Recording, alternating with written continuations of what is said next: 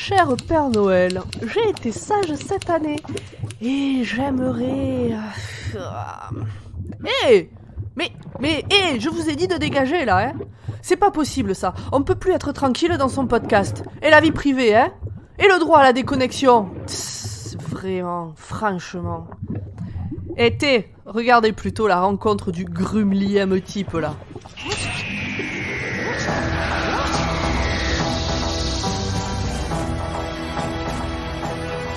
Bonsoir et bienvenue dans Dr Watt, le podcast qui vous parlera de docteur, mais jamais au grand jamais de papiphilie.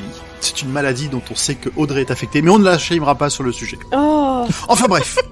C'est quoi, ça a un rapport avec les papillotes? Ça... Non, c'est parce que elle aime beaucoup le papy de Donna. Elle aime bien les petits papis et les petites mamies, Audrey. C'est vrai. Elle a la pitié. Des formations professionnelles. Donc je disais, plein de monde dans ce Tardis. Vos gueules! Direct. Ça commence. À cause de toi, j'ai saturé. Ah bah super. Bon, donc vous avez entendu toute l'équipe, hein, je les présente pas, de toute façon ils sont indisciplinés, c'est pas possible, et on reçoit encore une fois, et vous avez sûrement reconnu son rire, Formagate. Ouais. Eh bien, c'est avec... c'est avec grand plaisir que je reviens. Il me tardait de revenir dans ce Tardis virtuel. Eh ben, ça nous fait très très plaisir de te recevoir à nouveau. Je te laisse te présenter en 2 mots pour ceux qui, par hasard, par erreur, tomberaient sur cet épisode-là maintenant, sans avoir écouté le reste. Eh bien, par hasard, par erreur, vous êtes tombé avec moi qui suis Formagate, présentateur du podcast de la Gallifrey Academy que vous pouvez retrouver sur toutes les plateformes de podcasts disponibles et sur YouTube où il y a des petits bonus, voilà, tout simplement. Eh ben, merci. Eh bien, de rien. Alors, tout le monde va bien? Oui. C'est Noël. Tout le monde est... c'est pas encore. Si. Aujourd'hui, c'est le 25 décembre, c'est Noël. Alors après, peut-être toi, tu le fêtes à un autre moment, hein. T'as le droit, mais c'est Noël. Moi, je fais ça le 24 au soir. Hein. Le 25, c'est déjà trop tard. Moi, c'est le 26 midi. Aujourd'hui, on se repose. C'est férié. On va pas commencer à faire n'importe quoi. On n'avait pas dit qu'on fêtait Noël l'été prochain avec tout ce qui a... Ah oui. On refête Noël l'été prochain parce qu'on le refête. C'est pas pareil. On fait des cadeaux. Exactement. Donc, joyeux Noël à tout le monde. Jingle bells et compagnie. Jingle bells, et compagnie. Et d'ailleurs, pour être dans le thème, on va parler ce soir d'hommes patates, il me semble. Idéal pour une raclette. Exactement, des patates de Noël. Et qui nous fait le résumé? La petite fiche technique. Oui, ben voilà, je pensais à la raclette, exactement. C'est moi la fiche technique. Bonjour, je suis la fiche technique. Bonjour, fiche technique. Bonjour, la fiche technique. Dans cet épisode, qui s'appelle The Sontaran Stratagem, Atmos première partie, en français. Bonne traduction. Et donc, dans cet épisode, qui est sorti le 26 avril 2008 sur la BBC et le 6 janvier 2009 en France, il a été réalisé par Douglas Mackinnon, et cette phrase ne veut rien dire puisque j'ai commencé par « dans cet épisode ». Alors, qui est sorti et qui a été réalisé par Douglas Mackinnon et scénarisé par Hélène Raynor? On retrouve le 10e Docteur joué par David Tennant et sa compagnonne Donna Noble qui est jouée par Catherine Tate. Oui. Entre autres. Oui. Il y a des acteurs notables, mais nous en parlerons plus tard. Audrey se fera un plaisir d'en parler. Ne regardez pas la jaquette si jamais vous attaquez l'épisode. Ouais, ça, y en a marre des jaquettes qui racontent tout, là. Je suis en colère contre l'affiche de l'épisode de Noël à venir. Enfin, du coup, qui est déjà sorti puisqu'on est le 25 décembre. Alors, synopsis rapide et sans spoil. Eh ben, en fait, c'est simple. Cet épisode parle du seul complot dont ne parle pas Hold Up. Oh, meilleur résumé. Attends, en décembre, tout le monde aura déjà oublié ce que c'était. Hold Up, c'est 3 heures de ma vie que je ne récupérerai pas. Mais pourquoi tu as claqué 3 heures de ta vie? Moi, j'avais 40 minutes de pas de débunkage, mais de débunkage des gens qui sont dedans. C'est bien plus intéressant. Ah, je l'ai vu aussi, comment il s'appelle? De la Tronchambier. C'était très intéressant. L'épisode de la Tronchambier sur YouTube, sur Hold Up. Je vous le recommande. Et Nimpossible, visiblement. Oui. Moi, je connais que la baronne de la Tronchambier, mais elle est morte, c'est pareil. Ça n'a pas de... Peut-être un rapport qu'on connaît pas, mais c'est pas ça. Bon, voilà. Qu'en avez-vous pensé, puisque Grand Poil vous le demande pas? Ah bah c'était déjà fini ton petit synopsis, très bien. Ah oui, complètement. Bah tiens, Grand Poil commence alors. Méfiez-vous des patates et des GPS, c'est tout ce que j'ai à vous dire. Ah, c'est ça. Ne faites pas confiance à cette petite voix qui parle dans votre voiture. Votre femme, peut-être. Allez, le point sexiste, il est entamé, on est chaud ce soir. Cette année, Je suis outrée, pour vos repas de Noël, Grand je Poil, suis outrée. vous pouvez louer Grand Poil comme tonton raciste et sexiste. Il s'installera au bout de la table. Et vous... Je Et peux vous faire fera ça. ses meilleures vannes de bigard. Ouais. Trop bien. Moi, j'ai aimé revoir cet épisode. Et j'avoue que quand je l'ai re-regardé, je me suis dit, j'avais aucun souvenir du truc. Genre, il était complètement évanoui de ma mémoire. C'est revenu un peu au fur et à mesure, mais vraiment, je me souvenais absolument pas de cet épisode. Donc, est-ce que parce que je zappe un peu trop facilement, mais en tout cas, ça m'a fait plaisir de le revoir. Ça m'a fait plaisir de revoir une certaine personne que nous ne mentionnerons pas avant Audrey. Et voilà, on a juste les méchants avec la faiblesse la plus pétée de Doctor Who. Et ça, je pense que j'en reparlerai pendant l'épisode. Tu vas parler des petits trous. Des petits trous. Des petits trous. Des trous qu'on a Encore derrière. les petits trous, c'est ce que j'allais dire. 10 petits trous de derrière, exactement. Et toi, Pomme, alors vas-y, tiens, t'as envie de causer aussi. Vas-y. Alors moi, je me souvenais donc de ce complot. Je me souvenais pas que c'était dans cet épisode-là. Je pense que j'aurais pas du tout su le situer dans Doctor Who.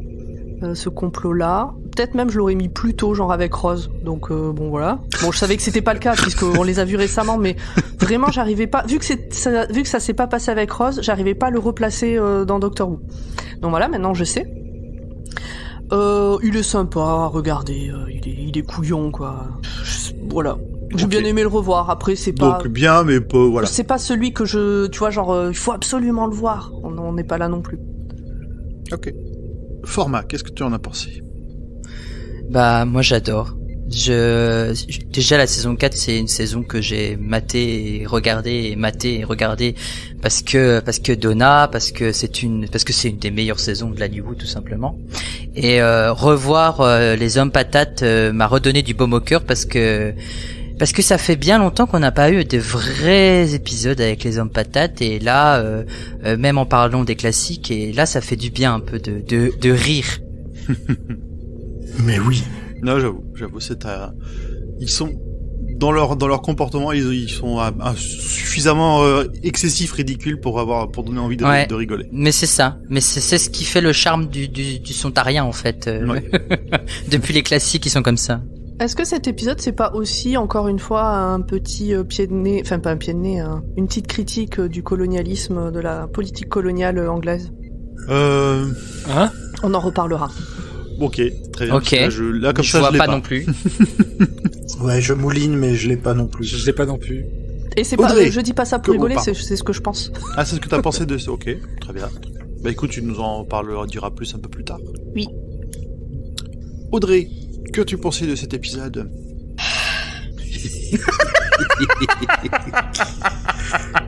D'habitude, je suis team, j'aime bien les doubles épisodes. Mais là, c'était 2 fois trop long. En vrai, les méchants sont drôles. Le pitch est un peu rigolo. Il y a le petit papy de Donna. Mais il y a d'autres éléments qui m'ont légèrement agacée.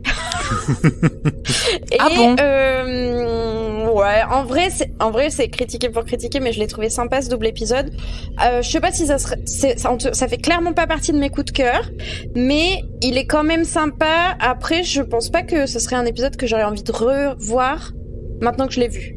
Je sais pas si vous voyez ce que je veux dire. Oui, mais, tout à fait. Vous qui remettez la série et tout ça, clairement, je pense que je nexterai volontiers. Voilà.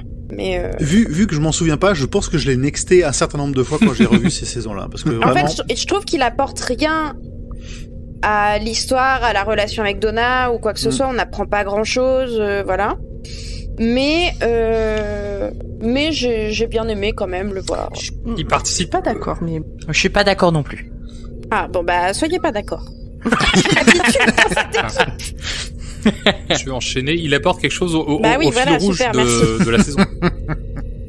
Bah en tant que personne qui n'avait jamais vu l'épisode, je trouve qu'il apporte pas grand-chose. Voilà. Pour être plus précise. Alors, moi, j'avais pas fait gaffe la première fois que je l'ai vu, ouais. Le fil rouge, j'avais pas fait gaffe avant que ça me saute. Et maintenant que je remate, oui, ça me sautonnait. À chaque fois, je fais, ah bah oui, comme machin. Je l'ai pas non plus. Bien sûr. Je me souviens même plus du fil rouge pour cet épisode-là. En fait, il est très léger. Non, mais il est très léger. Non, il est très subtil. Très subtil, effectivement. Et puis, je crois qu'il est que dans le deuxième. Il est même pas mis en Je avant. sais pas dire. Ah oui, bah super. Donc vraiment, il y avait aucun risque que j'imagine quoi que ce soit, quoi. Avec les adiposes, oui, t'as une conséquence. Là, oui. Là, on Alors, nous dit pas le pourquoi des Audrey, méchants. je pense que si tu l'as pas vu, c'est que peut-être t'étais aussi sur ton téléphone en même temps. Parce qu'il y a quelque chose, si tu l'avais vu, ça t'aurait sauté aux yeux. Ah oui, ça t'aurait sauté aux yeux. Même toi, tu l'aurais vraiment vu. Bah, on en parlera, mais c'était dans l'épisode 2. Oui, je crois que c'est l'épisode 2. Ah ouais, j'étais vachement moins attentive à l'épisode 2 parce voilà, que toute mon énergie était dans le premier épisode vu que j'aurais dit je le full Tout ton sel, tout ton fiel. En fait, elle l'a pas vu le deuxième épisode. Peut-être que je me suis endormie légèrement pendant quelques instants devant le deuxième épisode parce que ça m'ennuyait un petit peu, mais j'ai rematé. Moi, je me souviens pas du premier. Ou alors j'ai loupé un truc et quand vous allez en parler, je vais dire ah ce truc là, voilà. Ça va clairement être ça, je pense. Hein. Je jouerai bien la surprise. Si on arrive au prochain enregistrement, qu'on se rend compte que Audrey s'est endormie à la fin du double épisode et le début de l'épisode, elle fait quoi? Mais trop bien. Voilà. Sinon, comme pour Grand Poil, je me souvenais pas du tout de ce double épisode, sauf le début avec les journalistes. Ça, j'ai même un souvenir. Et sinon, comme Audrey, pourquoi pas un double épisode sur là-dessus? Moi, j'avoue que parce que sur un seul épisode, ça étire un peu l'histoire. Il y avait pas forcément de gros enjeux différents qui auraient. Et puis, je pense que juste le retour des Sontariens aussi, peut-être qu'il a voulu faire ça sur 2 épisodes parce que justement, c'est le retour des Sontariens dans il voulait peut-être en profiter. Il a eu l'autorisation de s'en servir. Ça doit être ça. Et toi, Zu, il te reste toi? Bah, c'était la découverte des Sontariens la première fois que j'ai vu ça, enfin cet épisode, et quand Audrey en parlera juste après, mais quand les Sontariens sont apparus pour la première fois, j'étais persuadé que c'était des adiposes adultes. Ah, ils avaient bien bronzé quand même. Hein. Bah ouais, mais justement, tu sais, quand ils... Et moche. Bah quand ils vieillissent, tu vois, ils flétrissent et puis ils brunissent, enfin c'est voilà. Ouais, okay, c'était de la vieille graisse quoi. Exactement. C'est moins mignon. C'est pour ça qu'ils se suintent de temps en temps. C'était l'anecdote sur cet épisode. Eh ben merci tout le monde. Du coup, on va pouvoir se lancer dans le cœur de l'épisode. Et qui c'est qui fait le full spoil? Eh ben on a réservé ça à Audrey. Merci beaucoup. Qui nous, voilà, bonsoir, bonjour à tous les petits Watos et bienvenue dans il nous manque un truc. Il nous manque un petit truc. Ce sont les Watos? Il nous manque. Ouais, alors déjà les Watos. Pourquoi? Ok. Pourquoi pas. Moi ça me va. Pardon, il nous manque quoi? Le générique à la bouche. Mais non, le générique à la bouche, c'est mais au non, milieu. Le générique, c'est quand je dis générique. Oh là là. Incroyable. Ah, mais tu l'as marqué sur la page. C'est sur la page d'après. C'est sur la page d'après. Excusez-nous les auditeurs, on teste un truc là. J'avais pas vu le générique était en gros, mais juste en dessous. Mais il a sauté de page. Mais toujours, il est après l'intro de la série, de l'épisode. Bref, j'ai rien dit. Shame on me. Poursuis.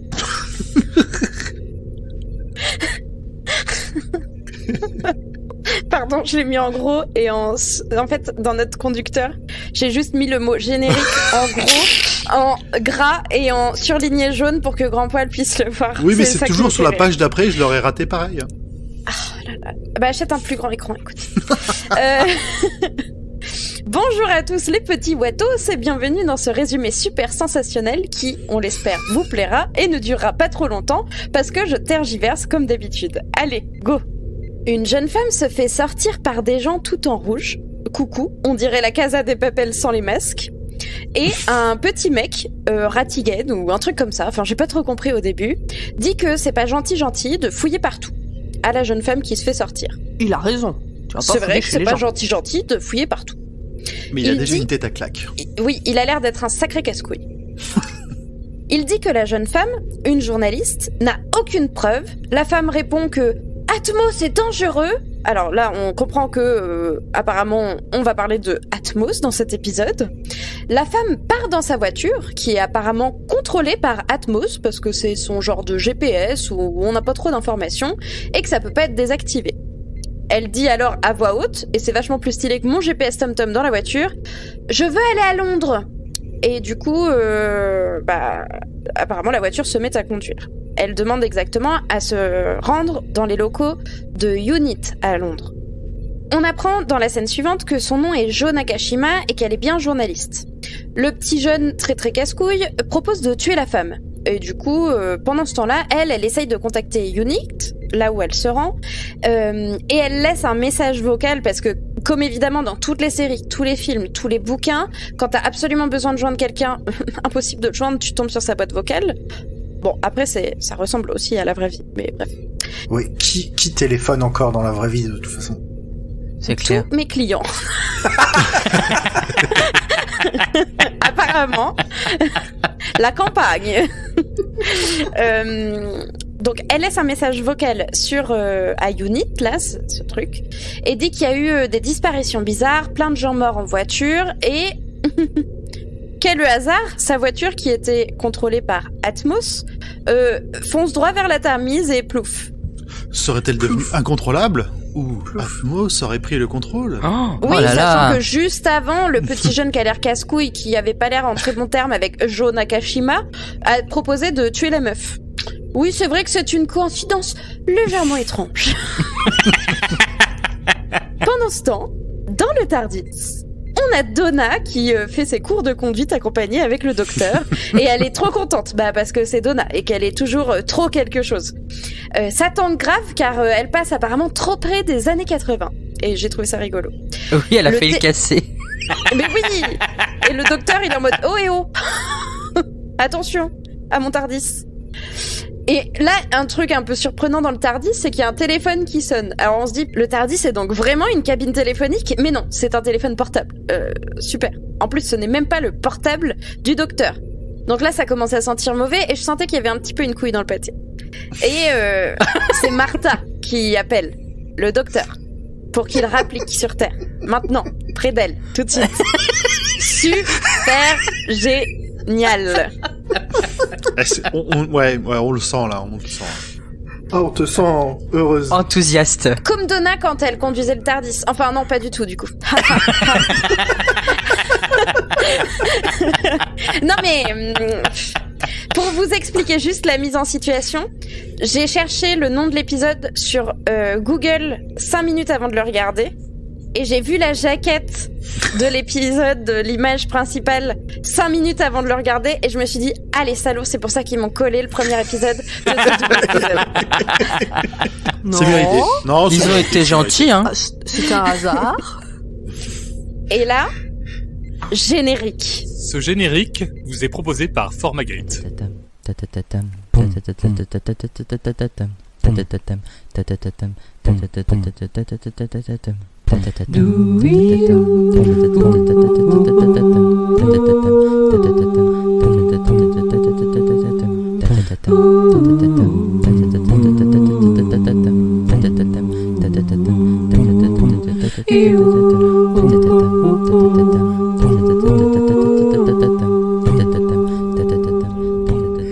L'idée, tellement j'adore cette partie de l'émission, enfin de votre podcast, je ne pouvais pas passer à côté de ça. Alors par contre, pour les autres personnes, alors, on a eu déjà une autre participation que vous entendrez dans le prochain épisode. Mais pour comme t'as quand même mis la barre vachement haut pour commencer, je m'excuse. Faut pas. Non, mais c'est très bien. Mais pour les autres, faut pas que ça les bloque. C'est parce que tu as un talent incroyable, tu vois. C'est nous, on n'attend pas forcément ce résultat-là pour chaque générique. N'oubliez pas ce que nous, ça donne d'habitude. Voilà. Si vous avez un doute, allez écouter ce qu'on fait d'habitude. Prenez le plus bas niveau, hein. Restez bien, tranquille, pas de pression. Vous inquiétez pas. En tout cas, merci beaucoup pour ce post-générique, Format. De rien. Peut-être on le gardera pour d'autres fois. Pour se rappeler que des fois, la musique, c'est bien. Et alors attends, faut préciser que tu l'as fait tout seul. Ah oui, j'ai tout fait tout seul. Toutes les voix et tout, j'ai fait tout seul. Bravo. Quel talent. Ça va, t'as une jolie voix quand même, hein, quand tu chantes. Bah écoute, on sait reconnaître les talents que nous n'avons pas dans l'équipe. Moi, je propose qu'on arrête l'épisode ici. Allez, Alors, eh non, bien, on je se pense que retrouve quand même, les dans 2 auditeurs ont semaines. envie de savoir ce qui se passe dans le reste de cet épisode. Ah oui, quoi. oui. Ah oui, je suis sûre qu'ils veulent savoir ce qu'il se passe dans le reste de l'épisode maintenant que j'ai annoncé qu'il y avait Martha dans le reste de l'épisode. Mais oui. Alors Audrey, que se passe-t-il? allons-y alors. On a donc dans la scène suivante Martha qui attend. Et hop, le Tardis arrive. Chouette. Elle sourit. Je pleure de rage derrière mon écran. On dirait confession intime. On dirait envoyé spécial. C'est horrible. Jacqueline Jacqueline n'imaginait pas ce qu'elle lui arrivait. Elle découvre son mari en train de faire la cuisine. À peu près aussi intéressant que ce genre de reportage. Ils se serrent dans les bras et sont contents. Moi, j'ai envie de lâcher la télé. Donna et Martha se rencontrent. Donna est trop mignonne et Martha est toujours aussi casse-pied. On apprend que Martha, d'ailleurs, est fiancée. Et ce n'est pas le docteur qui le découvre. Non, c'est Donna parce qu'elle a du flair pour ces choses-là. En effet, elle porte une bague de fiançailles. De manière globale, le docteur, ce genre de détails, il le voit jamais. Et surtout, elle est fiancée à Lucifer. C'est important. Eh ben oui. C'est ça. Moi, j'aime bien ce passage parce que le docteur, il les présente, il dit ne vous chamaillez pas. Et donc, du coup, c'est une petite référence à Sarah Jane et Rose dans l'école des retrouvailles quand elles se chamaillent pour savoir qu'est-ce qui a été le plus loin ou vu les plus beaux paysages. Mais oui, c'est ça. À la croise, elles se chamaillent pour Et au un mec. final, en plus, elles vont bien s'entendre et du coup, ça va le déranger encore Et plus. ouais, c'est ça. Et c'est là qu'il dit, je préférerais que vous vous chamailliez, en fait. Oui, mais parce que... Juste pour rappeler le coup de, elle est fiancée à Lucifer. Elle est fiancée à l'acteur qui interprète Lucifer, qu'elle a croisé dans Oui, le dernier épisode. dernière saison 3. Ah, Oui, putain, petit oh là docteur là, aussi. oh, Le- mais j'étais en train un de dire, docteur attendez, on qui part sauve sur des du gens gossip, en là, Afrique. c'est quoi l'histoire C'est un cliché incroyable. Martha est un cliché à elle toute seule. Donc. Non, mais donc, du coup, attends, juste pour ce truc, ça montre aussi à quel point la relation que Donna entretient avec le docteur n'a rien à voir avec ce que ça a été jusqu'à maintenant et avec les autres compagnonnes. Rien que cette scène-là prouve qu'il y a absolument aucune ambiguïté dans leur relation. Oh, et qu'est-ce que ça fait du bien. Oui. C'est cool. Oui, clairement. Ah, large. À la suite de donc ce petit blabla sur le fiancé dont on se fiche de Martha, Martha lance l'opération Ciel Bleu. On n'a pas plus d'informations que ça au début. Il y a plein de militaires partout. C'est très bizarre. Martha nous dit qu'il cherche des extraterrestres clandestins. C'est grave le bordel parce qu'il y a vraiment du monde partout. Martha court, mais elle a l'air contente et bien dans son élément parmi les troupes de UNIT. On apprend qu'elle a réussi à devenir docteur, et d'ailleurs c'est un petit peu parce que UNIT a accéléré le mouvement au vu de ses expériences passées avec le docteur, on imagine. Oui. Bah, le docteur et les extraterrestres divers et variés qui ont attaqué la Terre. Oui, enfin ce qui est lié au docteur, comme. Tout à fait. Ils rentrent tous les trois dans un camion qui est en fait le bureau stylé du colonel Mays, un peu la tête des opérations se situe dans le camion, exactement. Donna est direct mise de côté par le colonel qui salue grave le docteur en mode je suis enfin ravie de faire votre connaissance et tout. Du coup elle est en mode et moi on me dit pas bonjour et j'étais en mode yes. Vraiment, elle était là en mode non mais c'est même pas juste on me dit pas bonjour, et moi j'ai pas le droit à un salut. Moi je veux bien un salut moi aussi. Oui, parce que tout le monde salue le docteur, mais le docteur déteste ça. Oui. Enfin, c'est drôle, cette incarnation, ouais. Et il y a juste une petite anecdote, quand le docteur arrive, Unit est très content de le retrouver parce que du coup, ils disent qu'il a déjà travaillé pour Unit. Et il fait allusion aux années 70 et aux années 80, et le 3e docteur, effectivement, a travaillé avec eux quand il était exilé sur Terre, et le 7e a travaillé aussi dans 2 ou 3 épisodes, notamment dans un épisode que j'adore qui s'appelle Remembrance of the Dalek. Et voilà, tout simplement. C'est pour ça que le docteur connaît très bien Unit. Ouais, et puis ils disent d'ailleurs que il est dans Unit depuis très longtemps. Très longtemps, ouais. Mais qu'il en fait toujours partie, vu qu'il a jamais démissionné, quoi.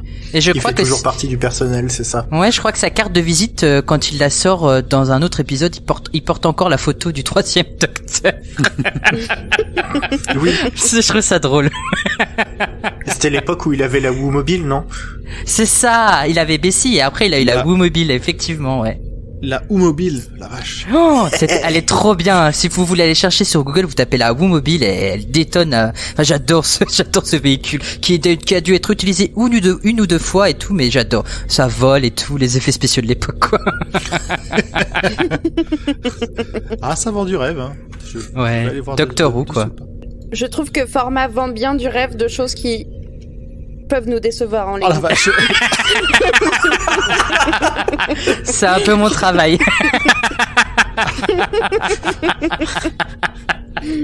Ah bah, Format, c'est un peu le Pierre Bellemare des classiques, tu vois. Voilà, c'est ça, c'est exactement ça. Le docteur demande alors sur quoi il travaille en ce moment chez Unit. Et on reprend les événements de la scène pré-générique avec les accidents de voiture et blablabla. Il nous explique tout ça, sauf que Martha n'a pas compris tout à fait ce qui se passait. Elle pense que les gens ont été empoisonnés, alors que clairement on a compris que ça venait des voitures et donc de leur système embarqué.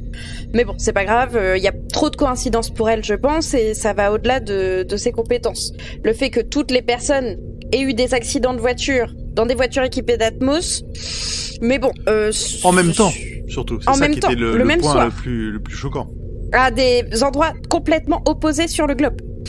Mais bon, d'après Martha, c'est des empoisonnements, alors on va partir sur cette piste. Mais bon, ce n'est pas une grande investigatrice. Le docteur demande ce que c'est bien donc qu'Atmos exactement. Mais apparemment, c'est le seul à pas savoir, parce que même Donna sait ce que c'est, puisqu'il y en a dans toutes les voitures. C'est un appareil qui est installé dans les véhicules et qui permet de supprimer les gaz à effet de serre du pot d'échappement des voitures. Enfin, ça, c'est ce qu'ils racontent. C'est fort. Oui, c'est un petit peu comme Volkswagen qui avait fait ses calculs à la con pour dire mais nous on pollue pas du tout, et puis en fait hein. Alors là, apparemment, c'est quand même plus véridique que Volkswagen, ouais. Donna, naïve et gentille, se dit que peut-être que les aliens créent Atmos pour nous sauver de notre pollution. Peut-être qu'ils font ça vraiment dans un but sympa, puisque c'est quasiment sûr que ça vient d'un truc alien, hein. Il faut pas se voiler la face. Il y a peu de chances que des humains soient si malins que ça, et voilà. Le docteur lui rappelle qu'il y a 800 millions de voitures sur la planète Terre. Ça permet donc de contrôler toutes ces voitures et ça les transforme très facilement en armes de destruction massive, comme on a pu le voir la nuit précédente. 2 soldats tombent nez à nez à 2 hommes habillés de bleu qui protègent une porte. Parce que pendant qu'ils papotent, là, il y a plein de soldats qui font le tour de l'usine et qui cherchent des potentiels extraterrestres. Ah, puis c'est pour le coup, le Unit, ça a l'air vraiment très... Enfin, moi, ça me dérangeait presque la façon dont ils ont investi les lieux, dont ils foutaient tout le monde en dehors de l'usine pour passer. Là, c'est vraiment... Ouais.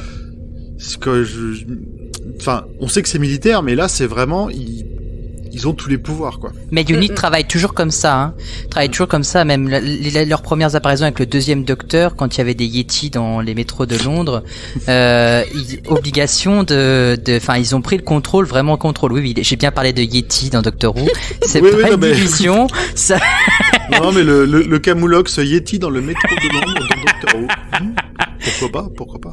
Et donc du coup, ouais, enfin voilà, ils ont toujours été comme ça, à toujours mettre leur nez partout et à prendre le pouvoir sur tout ce qu'ils pouvaient dès que c'était extraterrestre, surtout en Europe, quoi. Mais c'est ça, c'est nous après une saison de Torchwood à aller voir investiguer des aliens, on n'a pas l'habitude de voir des équipes avec autant de moyens, juste. Ouais, c'est ça. Le siège de Unit se trouve à Genève en plus, donc en Suisse, donc je pense qu'il y a beaucoup de sous.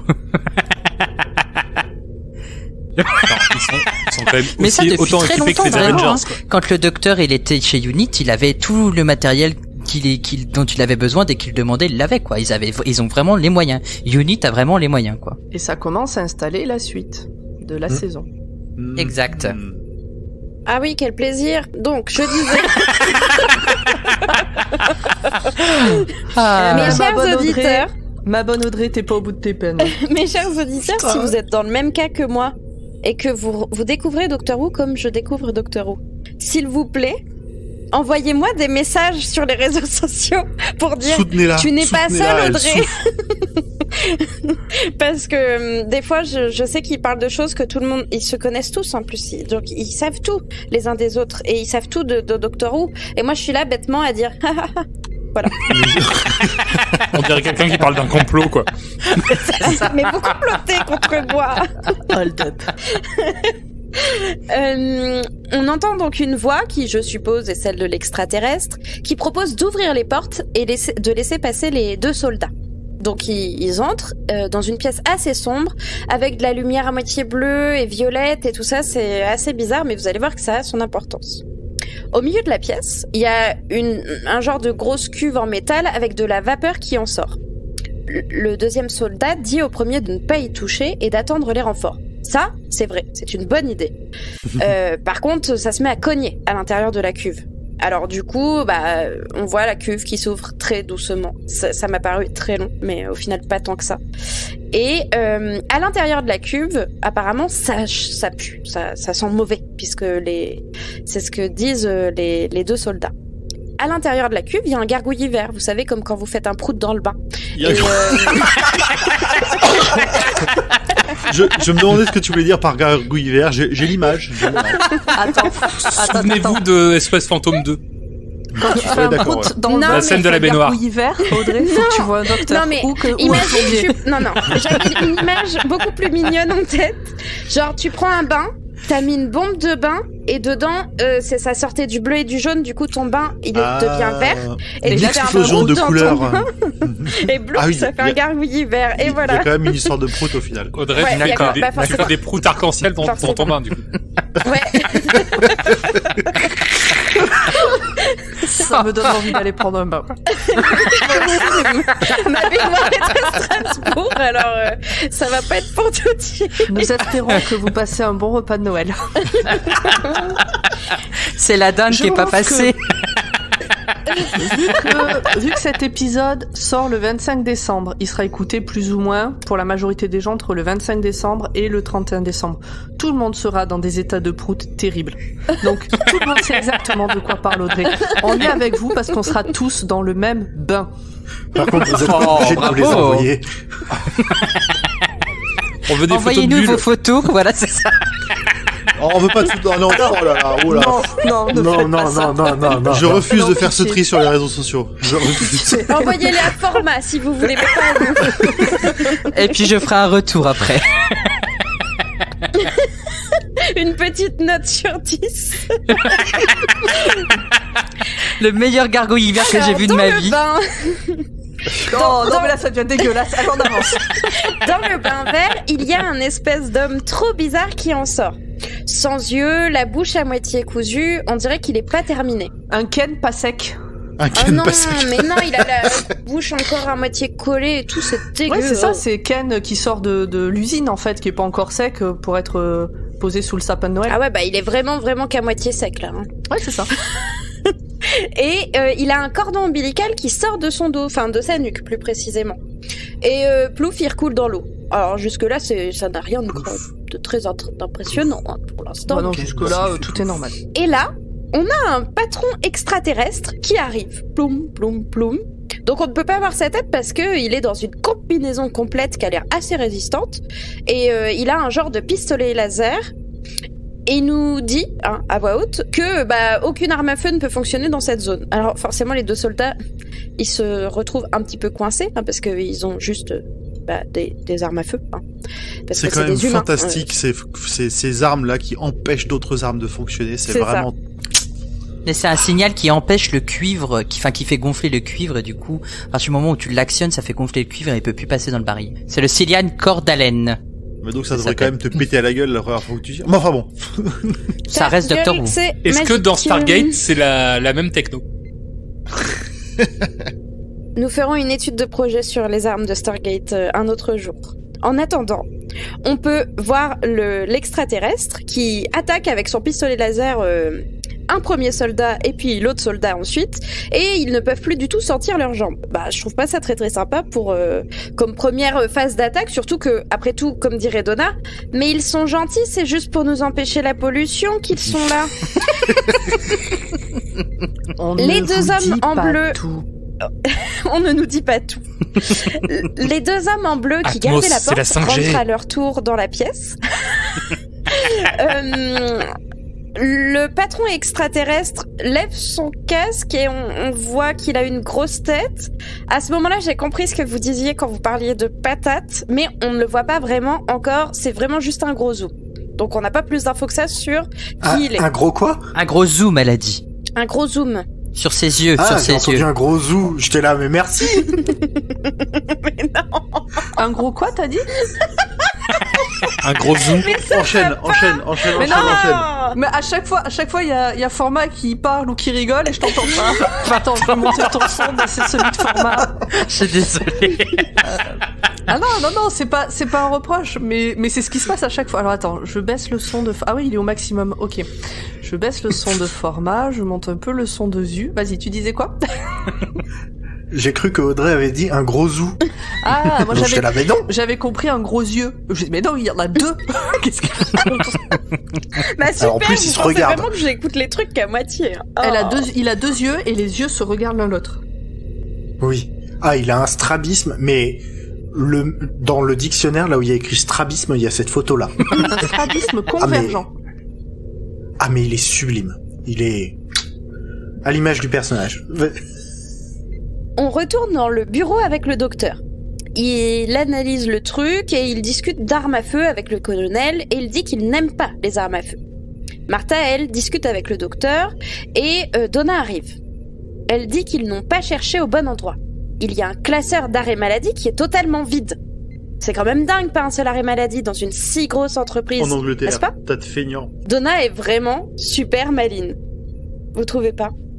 Carrément. Mais- Oui, parce que, comme elle dit, elle faisait partie du petit personnel de les boîtes d'intérim embauchées de droite à gauche. En gros, c'est le genre de personne qui n'existe pas dans une boîte, qui a besoin d'être là. Sinon, la boîte elle tourne pas, mais c'est un numéro, ça pourrait être n'importe qui. Elle passe complètement inaperçue. C'est ça. Et alors qu'en fait, ces gens-là font partie des employés les plus importants. Et j'ai bien aimé. J'aurais pas dit mieux pour Donna. Hein. C'est la personne la plus importante. Non, mais de manière générale dans les entreprises, elle parle du petit personnel qui est en fait le plus important, et elle a raison. C'était un clin d'œil sur le pseudo de Donna, en fait. Ah, parce qu'elle est noble. Non, son pseudo, c'est la femme la plus importante au monde. Ouais, mais alors je crois que t'es le seul à les avoir tous relevés. Moi, je les oublie au fur et à mesure. Ok. Oui, non, bah j'ai pas fait exprès là. Voilà. Tu as raison. On apprend qu'apparemment, c'est le jeune chelou qu'on a vu au début, Ratigan, qui a créé Atmos. Martha et Donna se mettent donc à travailler ensemble pour faire un petit peu leurs recherches et tout ça. Donna pense appeler sa maman pour la prévenir car elle a un GPS Atmos dans la voiture. Et Martha en profite pour donner conseil à Donna. Elle lui dit de prendre soin de sa famille, oui qu'elle peut l'appeler et la prévenir, mais qu'elle a subi les conséquences dans le passé d'être proche du docteur et que c'était quand même dangereux pour ses proches à elle. C'est c'était le petit instant, passe un coup de fil à mamie avant qu'elle crève. Oui. Enfin, à papy. Ouais, du non. coup. Ah, papy C'est ça. aussi. Et puis elle lui donne des détails, mais sans contexte. Oui. C'est-à-dire qu'elle explique que sa famille a été kidnappée, et torturée et séquestrée. Enfin, elle dit des trucs horribles. Bon, oui, dans les faits, c'était horrible. Hein, Juste la fin de la dis saison pas. précédente. Mais sans le contexte de la saison précédente, c'est encore pire. Mais c'était pas la faute du docteur, hein. Lui, il est génial. Mais c'est horrible. ça. Et alors, je vous ai envoyé un message C'est dans ça. le chat qu'Audrey n'a pas le droit de lire. Oui. À ce Quel moment, quand j'ai Vous revu, voyez qu'ils me font des complots contre moi. Non, c'était pour pas te spoiler. T'inquiète, j'ai pas non, vu. Tu as pas accès. Ah, bah contre C'est pour toi ça. aussi. Donc je suis avec toi. Je suis avec toi, Audrey, sur ce call-là. Et donc je vous disais, bah on reconnaît bien. Martin est l'air de rien n'est toujours pas sorti de cette relation malsaine. Il a été horrible, il a fait du mal à ma famille, ça a failli tourner en drame général, mais c'est pas sa faute. Oui, pareil. Donna annonce au docteur qu'elle rentre chez elle. Le docteur est très triste. Il dit que c'est trop tôt, qu'il voulait lui montrer plein de merveilles, qu'ils n'ont pas encore eu le temps de tout voir et tout. Il la remercie. J'ai envie de chouiner, puis je comprends vite. En fait, elle rentre chez elle, mais juste pour aller voir sa famille. Bah oui. Qu'est-ce qu'on est nouille. Et Donna le regarde bien dans les yeux. J'adore Vous cette voulez scène. savoir En ce qui écou- s'est passé en dans ma l'arrêtant tête pas. à ce moment-là? Ce qui s'est passé dans ma tête à ce moment-là, c'est... Là, non, on a eu Donna pendant quelques épisodes. Là, il y a Martha et elle qui ont eu une discussion. Donna va se tailler et on va retomber avec Martha qui va redevenir la compagne du docteur. Et vraiment pendant 10 secondes, pendant qu'ils faisaient leur blabla, je me suis dit ah putain mais c'est pour ça qu'il voulait que je fasse l'épisode, c'est pour que moi je réagisse au fait que Martha elle revenait à temps complet. Au secours, c'est pas possible, je vais arrêter Doctor Who et tout. Et en fait non, c'est bon. On ne te veut pas autant de mal, hein. Non, je sais, mais tu sais, dans ma tête, en tout cas, c'était bien foutu. Et en plus, après, il rigole bêtement et tout, et c'est mignon. Moi, ce que j'aime bien, c'est que ça montre aussi que le docteur, sur ces quelques épisodes, il s'est déjà attaché à Donna. Ah bah oui, totalement. Bah, et puis c'est comme d'habitude, on sait pas vraiment combien de temps il s'est réellement passé depuis la dernière fois, parce que comme il bouge dans le temps et dans l'espace et tout ça... Tu sais jamais s'ils ont fait entre deux aventures que nous on voit en épisode. Oui. S'ils ont fait un voyage, sans voyage, tu sais pas où ils en sont. La Donna, elle revient, c'est 3 jours après son départ.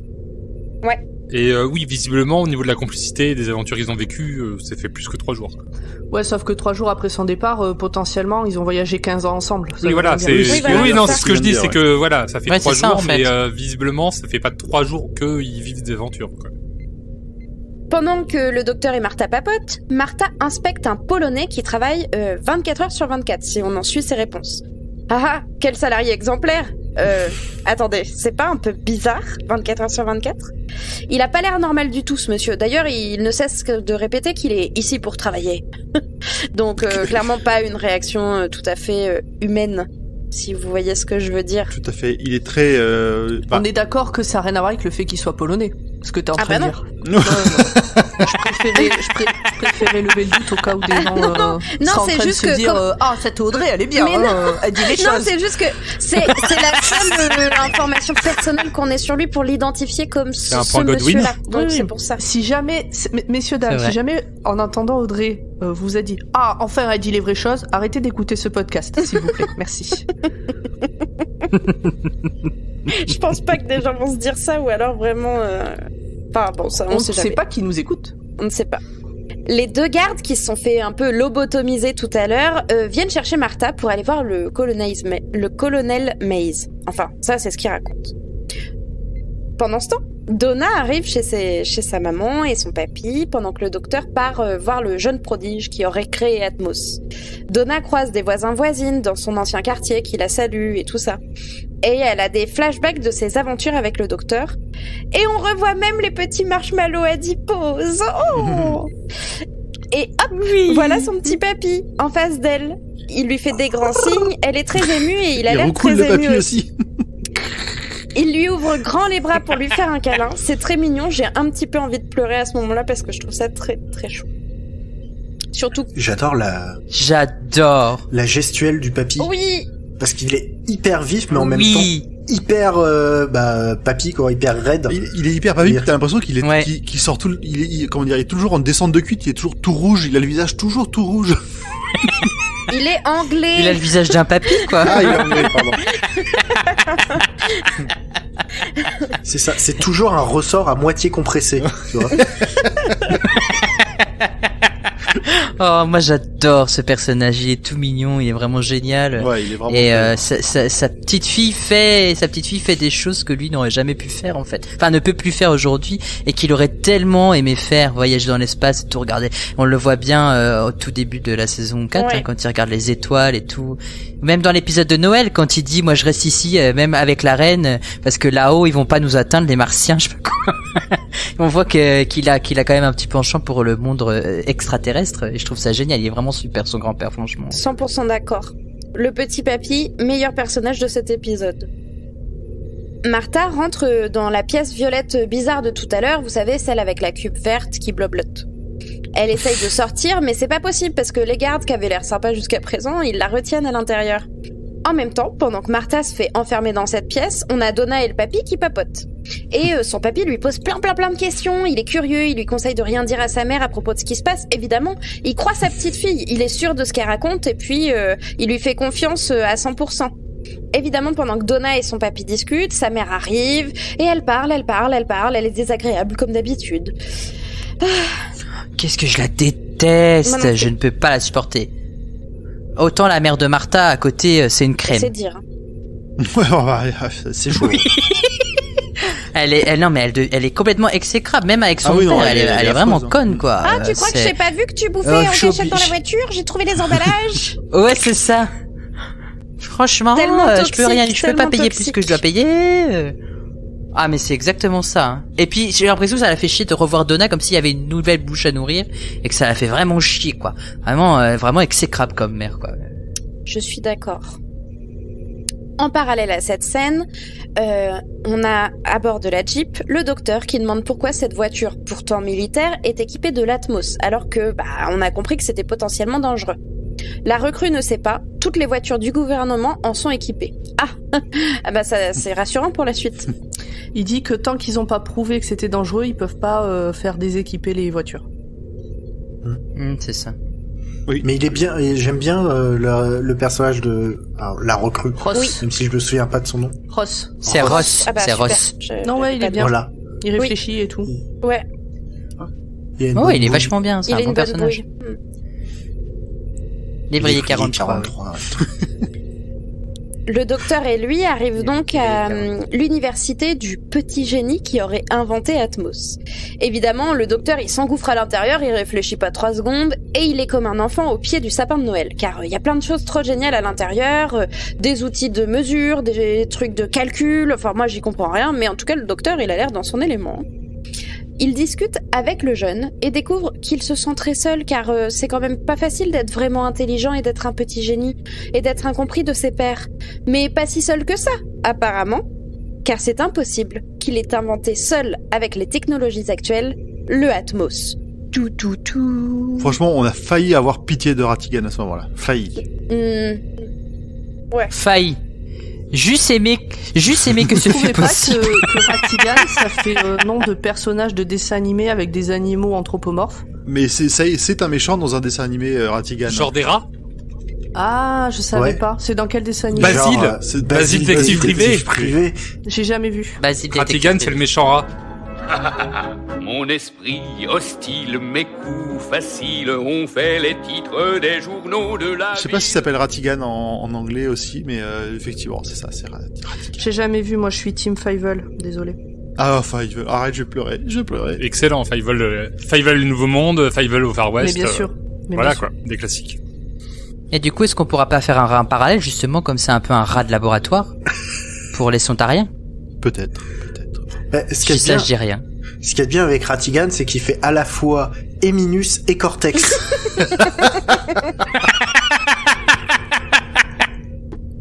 C'est vrai. Et c'est vrai que le dialogue qu'il a avec le docteur, où le docteur lui corrige une règle de grammaire, à la con, comme les règles de grammaire, et lui qui essaie de recorriger le docteur derrière et qui fait gna gna gna gna gna gna gna. Ah, t'as envie de le baffer. Corrige une concordance des temps. Oh, ah ouais, il est horrible. Monsieur Concordance des temps. Je tiens à vous indiquer que l'épisode n'est pas encore terminé, mais que j'ai déjà reçu une preuve de soutien d'une fan de Doctor Who qui me dit « Moi aussi, je découvre la série en même temps que toi, et moi aussi, tu n'es pas seul à souffrir de ces... Oui, on sait, c'est ce qui va se passer après. » Voilà. Sachez-le. Comment cette personne sait que tu as demandé cette... On est en train d'enregistrer. Alors, il semblerait qu'elle accompagne un membre de cette équipe. Ah, c'est quelqu'un qui partage le canapé de quelqu'un qui est derrière un micro, peut-être. De quelqu'un dont le pseudo commence par Z et finit par U. C'était donc lui. Ok. Voilà. Donc je lui fais un bisou. Elle se reconnaîtra forcément maintenant. Ouais, j'espère. Pas sûr. Vraiment, Il y a peut-être 4 personnes qui diront « Oh, il est quand même gentil, Audrey. Elle m'a fait un bisou. » Salut les filles.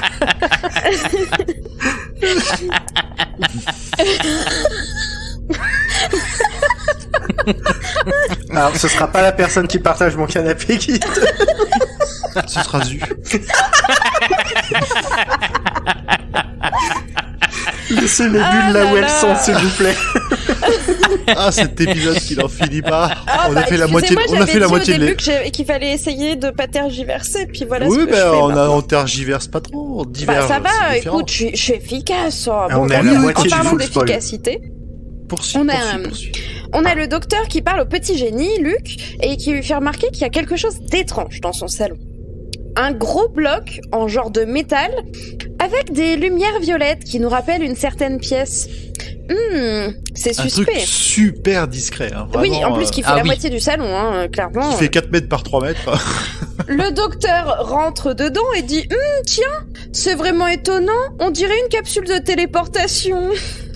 Et il appuie sur un bouton et hop, il se fait téléporter. Bah waouh, quelle surprise. Et il se retrouve apparemment à bord du vaisseau des hommes patates. Oh tiens, on ne dit pas hommes patates, on dit sontariens. Sontaha. Ah, c'est beau ce que tu fais. Le docteur attaque un sontarien vite fait, là, en mode dégage de là, et le tournevis sonique ne fonctionne pas. Son armure est vraiment trop cool. On voit enfin complètement la tête du monsieur qui s'appelle le général Stan.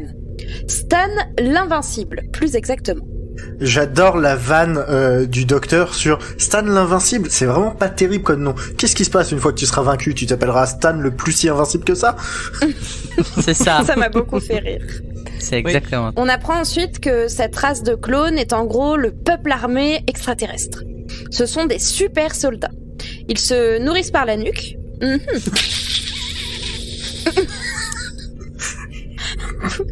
C'est Doctor Who.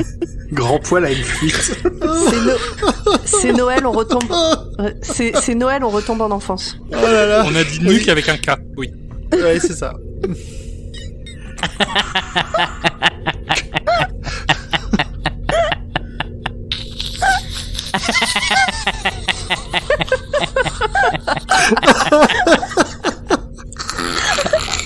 Ah merde, on l'a perdu. Non mais alors le combo grand poil qui fait et puis format qui rigole à gorge déployée, vraiment ça me fait mourir de rire. Il y a moyen que je me fasse engueuler d'ici peu parce que je fais trop de bruit. Dis que c'est pas de ma faute, s'il te plaît, j'aime bien ta femme pour l'instant. C'est vrai qu'elle est sympa. Pour l'instant, elle a dit. Si elle se met à me disputer, je l'aimerais peut-être moins. Mais quoi?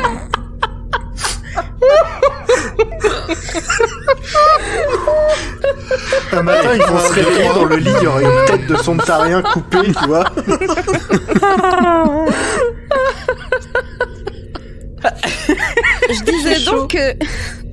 Je disais donc que ces super soldats, ils se nourrissent par la nuque. Et d'ailleurs, grâce à un tour de passe-passe très malin, le docteur fait rebondir un truc, un genre de balle, je sais même pas ce que c'est. Et il refait bondir ce truc dans le petit trou de la nuque et ça fait très très mal au monsieur. Et du coup, Mais ils en oui, profitent. c'était ça la faiblesse la plus pétée de Doctor Who. Oh mon dieu, ma bouche et mon petit trou, je défaille. Oh. Je ne me souviens pas, il sort d'où la raquette? En même temps. Elle traînait. De sa poche. Non, elle non. traînait, il l'a pris, tout en discutant, il l'a prise, elle était là. Ah oui, c'est vrai qu'ils sont sur le campus Google, c'est vrai. Oui, Ouais. parce que Maintenant, ils sont dans le vaisseau. Atmos. Oui, mais il a récupéré la raquette Oui, voilà, c'est dans ça. le bureau de Il le Ratigan. fait, ça fait partie de ces trucs, il parle, un peu comme un magicien en fait, qui parle, et du coup tu Qui vois ramasse pas des ce qu'il trucs fait avec et ses mains. ouais. Exactement. Le docteur et la recrue en profitent donc pour fuir. Ross. Ross. Ross. Pas la recrue. Ross. Le docteur le dit, il a un prénom. C'est vrai. Stan, l'invincible, et le jeune se retéléportent dans le vaisseau. Ils parlent de transformer to unit.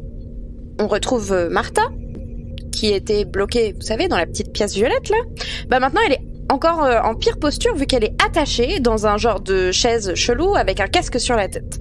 On imagine donc qu'il va se passer un truc avec son cerveau, je sais pas, j'imagine un glougloutement de cervelle qui va aller dans la cuve ou un truc comme ça, mais non, c'est beaucoup plus simple que ça.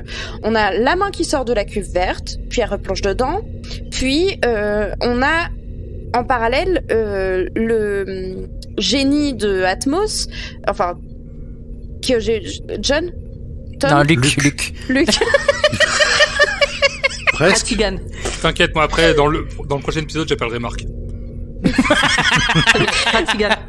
En parallèle à Martha qui est en mauvaise posture, on a Luke qui regarde par la fenêtre du vaisseau sa planète Terre.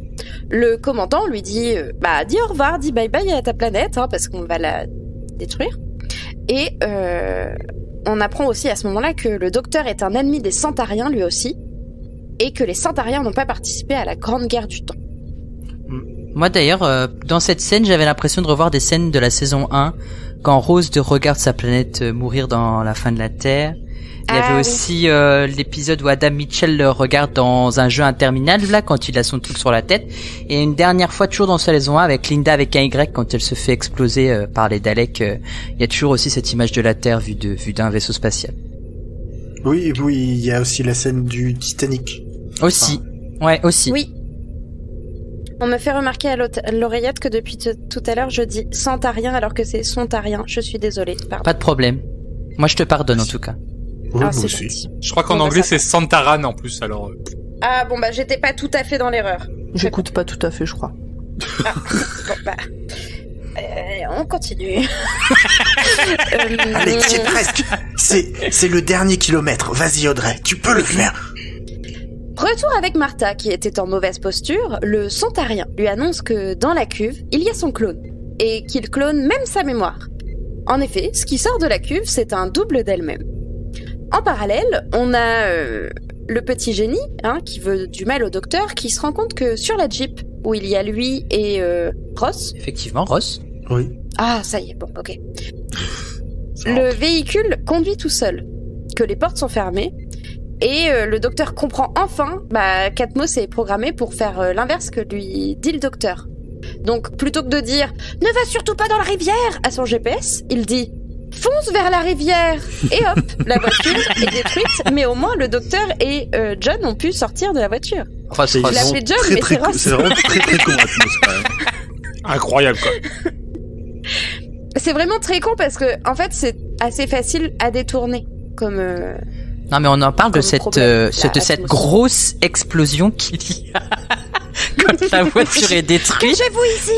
Ça va faire boum! Sautez, ça va faire boum! Et là... C'était génial! J'adore cette scène, elle me fait mourir de rire. Du coup, on a le petit malin et tous les Sontariens qui sont contents parce que comme la voiture a été détruite, ils pensent que le docteur était dedans et donc que le docteur est mort.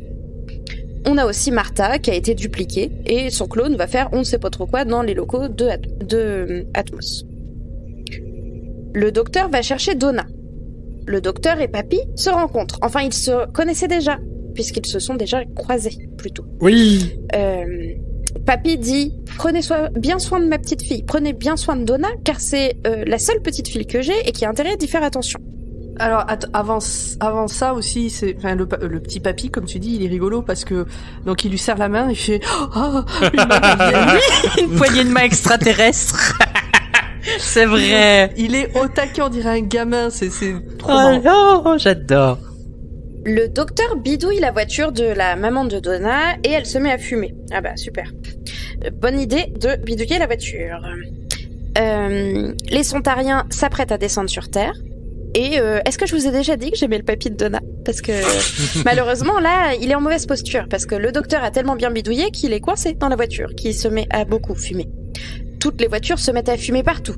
Partout dans toute la rue, mais aussi dans tous les locaux d'Atmos, dans les véhicules qui sont partout sur la planète Terre, en fait.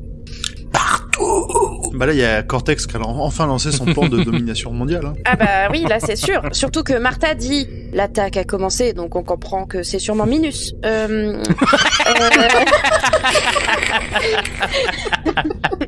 Et quand je dis Martha, je parle de son double maléfique, mais bon, vous l'avez compris, n'est-ce pas? Ça reste un double de Martha. Exactement. On a des petits vaisseaux d'attaque, des petits, tout est relatif, qui descendent vers la planète Terre. Le petit génie se prend pour un soldat puisqu'il fait la danse de l'attaque avec eux. Pour se donner du courage. Le AK des Sontariens. Le KA Sontarien.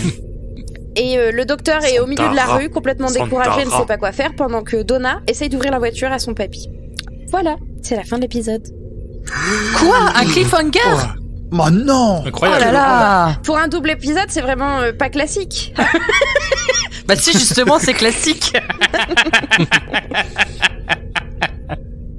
Merci Audrey pour Et ce. de rien, Je sais que ce résumé parfait t'en a coûté. T'as demandé beaucoup d'efforts. Il est très bien ton résumé. On essaiera de pas te le faire subir trop souvent.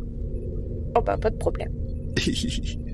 Est-ce que vous avez encore quelque chose à rajouter sur cet épisode ou on passe à la suite? Bah il est vraiment trop bien. Moi, j'ai Ok, j'ai on tout dirait la écrit dans la suite.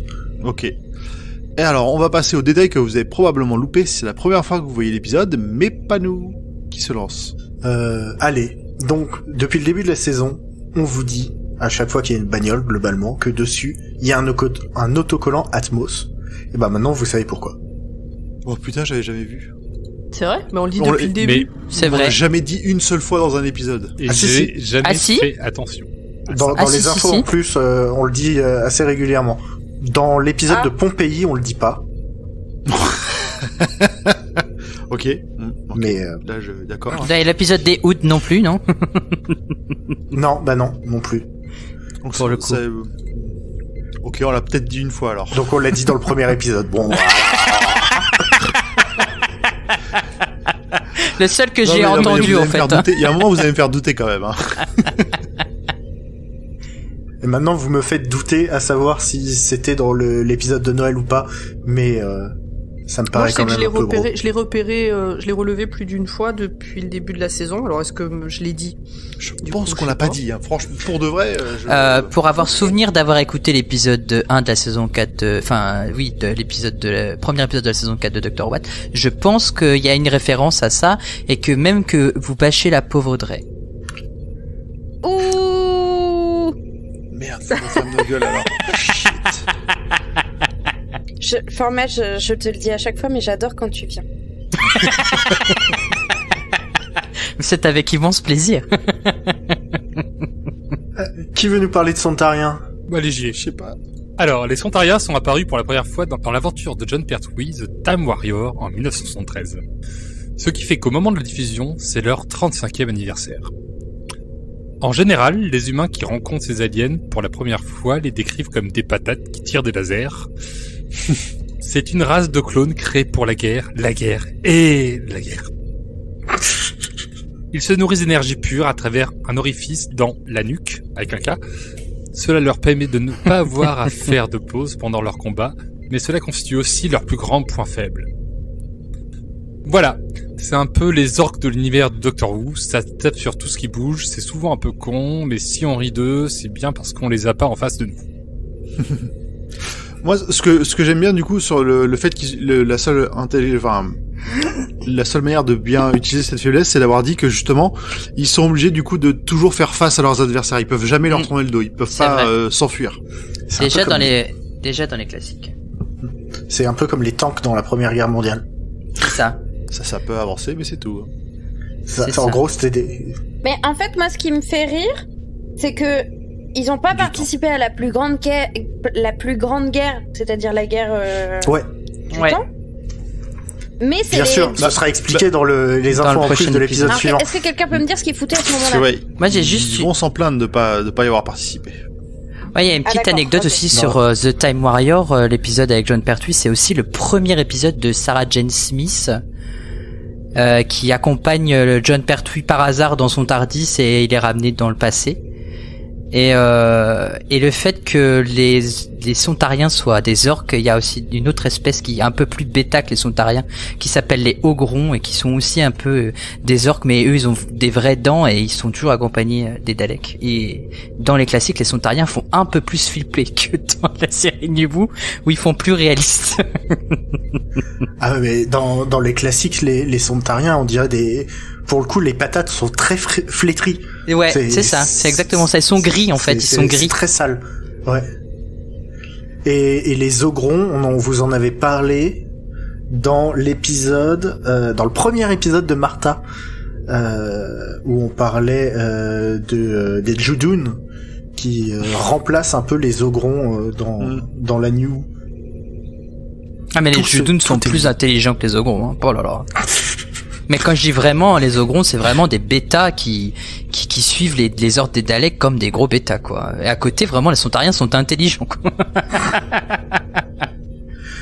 Une fois qu'on a bien bâché les Sontariens, petit point sur l'épisode en lui-même.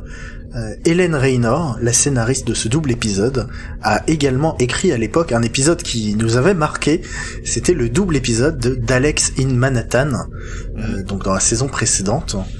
La scénariste a été pas mal secouée par les retours négatifs reçus par cette aventure. Heureusement, elle n'a pas écouté notre épisode. Et elle a pas voulu écrire de nouveaux scénarios pour Doctor Who, mais Russell T Davies a quand même réussi à la convaincre de revenir pour celui-ci. Et d'ailleurs, à chaque fois, elle écrit pour des doubles épisodes qui sont les épisodes 4 et 5 de la saison. Donc, Était-ce vraiment nécessaire de la rappeler, cette dame? Ouais, même celui à Manhattan, il avait des bons côtés. Ben oui. Pas tout, pas tout, mais il avait des bons côtés. Un générique de fin, tout ça. Andrew Garfield. Une figure d'autorité qui fait un... Ah non, c'est pas encore. Qui fait la dernière? Ça se joue entre Nimp et Format. Vas-y, Format. Ah ok. Petit point recyclage, parce que bien sûr cet épisode pourrait nous faire penser à attention, n'utilisez pas trop votre voiture. Donc un petit point écologie. Le bain de clonage est en fait la fontaine de la maison dans l'épisode de Fires of Pompeii, qui est juste réutilisé en fait tout simplement. Et la table où Martha est attachée, c'est celle de l'épisode que je tente d'oublier, Cyberwoman dans la saison 1 de Torchwood. Mais oui, j'ai voulu le dire pendant l'enregistrement de tout à l'heure, j'ai voulu le dire. Et j'avais pas lu encore parce que je les lis jamais. Moi, j'ai juste une petite dernière anecdote. Est-ce que vous saviez que l'acteur qui joue le grand-père de Donna a déjà joué dans Doctor Who? Oui, je l'ai lu.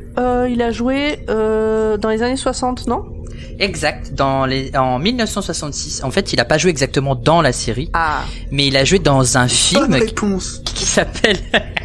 qui s'appelle Les Daleks envahissent la Terre, quand même un doublage français. Alors du coup, c'est exceptionnel pour un film de ce genre.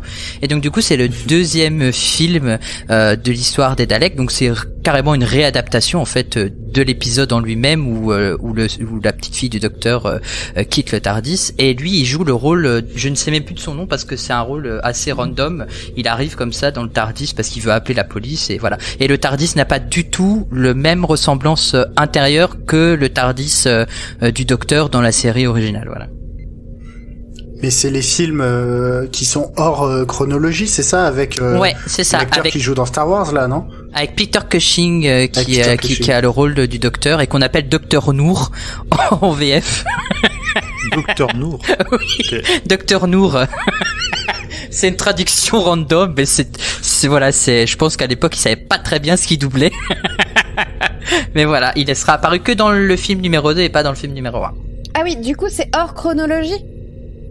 C'est juste une réadaptation en fait d'un arc, enfin d'un épisode de Doctor Who qui a existé, qui était en noir et blanc. Et d'ailleurs les films qui sont sortis en couleur, donc on pourrait dire que les premiers Doctor Who couleur ne sont pas avec John Pertwee, mais avec Peter Cushing en parallèle, quoi. D'accord. Parce que t'as dit la petite fille du docteur et du coup j'ai un peu tiqué en mode mais c'est pas canon. Ah si, le docteur a une petite fille. Le premier docteur voyage avec sa première saison. Dans les 2 premières saisons, le docteur voyage avec sa petite fille et sa petite fille le quitte. Enfin, le docteur abandonne sa petite fille et lui dit « Oh là là, je reviendrai un jour » et il est jamais revenu. Et elle est morte. Et elle est sans doute morte. Non, dans les paramédias, elle est très... Non, l'actrice n'est pas encore morte. Non, l'actrice n'est pas morte. Non, ok, je crois. Carole Ann Ford n'est pas encore morte. Voilà, Audrey, si jamais t'as besoin d'autres précisions, je serai disponible en MP. Moi, je ne te ferai pas de cachotterie. Merci.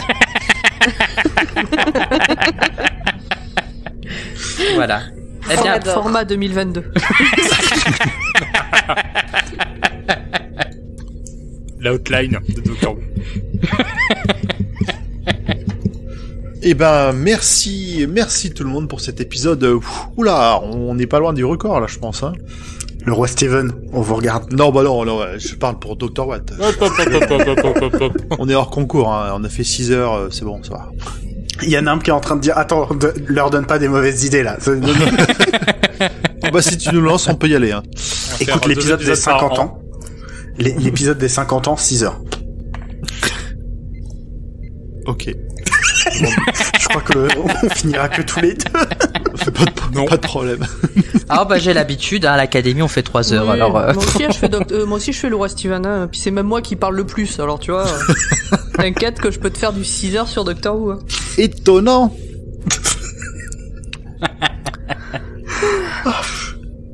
Bon, il nous reste du coup, avant de se quitter, à vous rappeler que Dr. Watt fait partie du label Podcut, un label de podcast indépendant qui...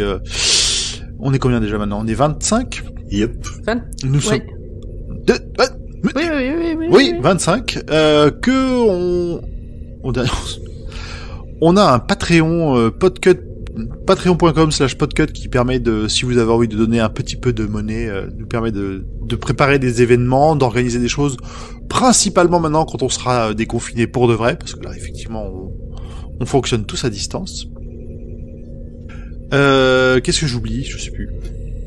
Format, qu'est-ce que c'est ton actualité? Et format, voilà, oui, ton actualité actuellement. Eh bien, si aujourd'hui nous sommes le 25 décembre, vous pouvez après Dr. Watt aller écouter la Gallifrey Academy Christmas Special, le numéro 3 qui est sorti le même jour que Dr. Watt d'aujourd'hui, voilà. Et puis normalement à la fin du mois de décembre, le dernier épisode la dernière émission de l'année avant d'attaquer 2021 et la suite de la saison 3 de la Gallifrey Academy.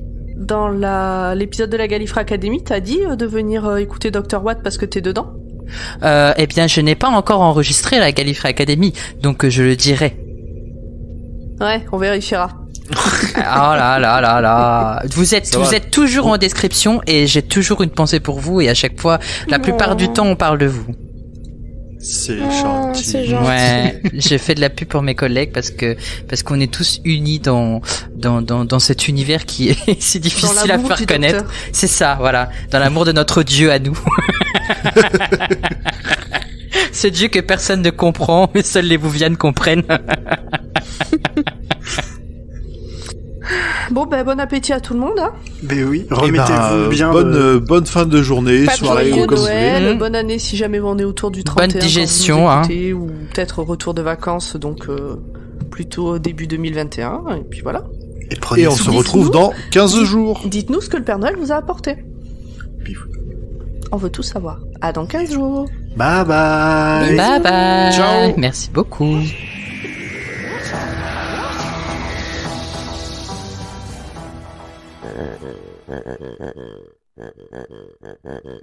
Il y a des bestioles qui sortent de la ville pour venir nous voir.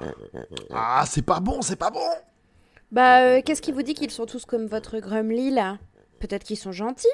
Peut-être, mais on sait pas quand on est, donc on peut pas prendre le risque que l'info arrive à Grumly que des humains ont atterri dans un vaisseau spatial. Qu'est-ce qui se passe? C'est la réparation, quelque chose a dû foirer. Je crois que c'est le générateur de paquets cadeaux qui a dû entrer en collision avec le... Mais qu'est-ce que c'est toute cette fumée? Arrête ça! J'essaie. Trop tard, le nuage est en train d'envelopper la ville. Les maisons et les Grumly se transforment. Il y a de la neige au sol et... Qu'est-ce que ça sent? Cannelle, muscade, vanille. Ça sent le pain d'épices. Ouh, je crois qu'on vient d'inventer un générateur d'esprit de Noël concentré. Je crois pas que ça soit dans les traditions de Grypton. Alors on lâche rien et on répare Fissa.